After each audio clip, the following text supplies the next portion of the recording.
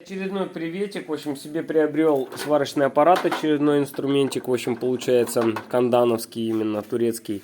4 насадки в нем, ну вот эта планка, для того, чтобы можно было выставить водорозетку, но она, видно то, что не особо добротно сделана, в общем, на этом сэкономили, она кривоватая. Рулетка вообще по факту мне такая не нужна. Ножницы, в принципе, хорошего качества. В принципе, пойдут вообще нормально. Под 20-ю, 25-ю трубу нефиг делать. В общем, довольно-таки даже по весу особенно. Но вот это мои старые, которым уже, ай-яй-яй, сами посчитайте, 7-го года.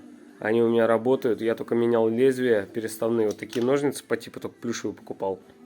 Менял пружину здесь и направляшку вот этот вот затвор. А так они до сих пор работают. Я, конечно, себе приобрел еще крафтоловские.